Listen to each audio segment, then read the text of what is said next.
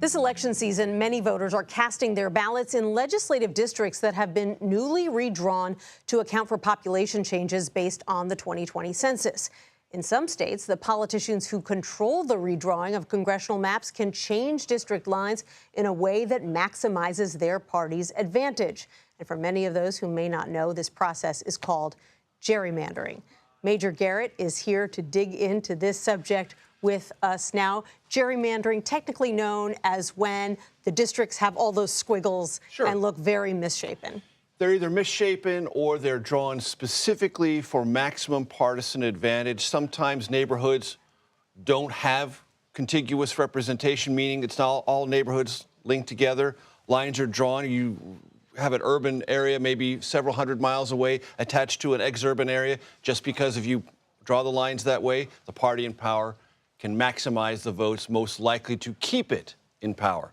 And we traveled to two places where that's been true, Illinois and North Carolina. In North Carolina, interestingly, registered Republicans and Democrats about even, but the state legislature is a supermajority Republican. Wow. North Carolina redrew its lines after the census, and under a Democratic-led Supreme Court, those lines were upheld. But then Republicans won control of the Supreme Court.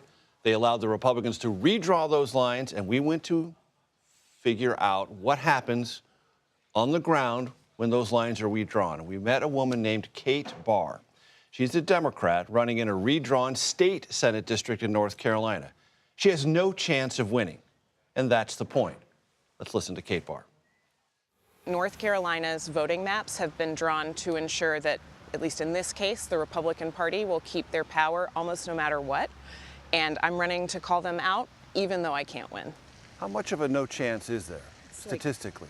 I think I'm supposed to lose by 27%. So it's like the Mount Everest plus of a political gerrymander. The Mount Everest of political gerrymander. You didn't see her full shirt, but it says, Kate Barr, I can't win.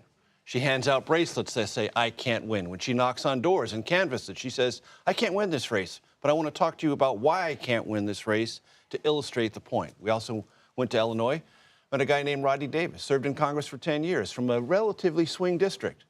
Illinois Democrats redrew the maps after the census, drew him out of his district, and he's lost a career in Congress because of it, because he couldn't compete in a neighboring district, which was much more Republican, much more Trumpian. And what happens, Nancy, is if you've been a congressman or a legislator from a swing district and you suddenly have to run in a deeply red or deeply blue district, your habit of compromising, which is what you have to do to please a 50-50 district, becomes a huge liability. It was for Rodney Davis, and he lost his seat in Congress.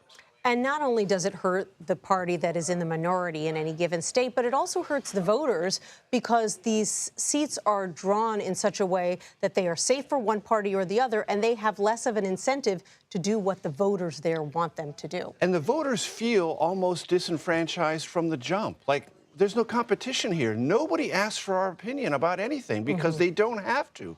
When there's no competition, it's a layover race. And when it's a layover race, all you have to do is make sure your primary voters are pleased, not the broader electorate. And so how prevalent is this? How many states have maps that indicate that gerrymandering is the law of the land? About 10 or 12, and it varies.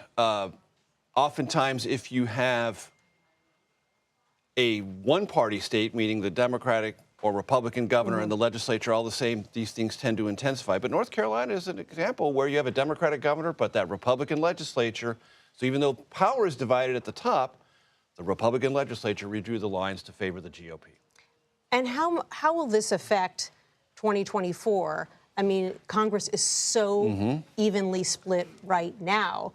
Are there states where gerrymandering could have an impact on the control of the House? Let's go back to North Carolina. It redrew its map, as I mentioned, after the 2020 census. Then that map was reassessed by a new Supreme Court, led by Republicans. Before the Republicans reassessed that North Carolina map, the congressional delegation from North Carolina was 7-7. 7 Republicans, 7 Democrats. After this election, Nancy, it could be 11-3. 11 Republicans, 3 Democrats. Wow. That could have a major impact. That could have a significant impact. Major Garrett, thanks so much. Looking forward to seeing your piece on the CBS Evening News tonight. Thanks, Nancy. And you can watch that full Eye on America piece on the CBS Evening News with Norah O'Donnell. It airs tonight on CBS News 24/7 at 10 and 11:30 Eastern.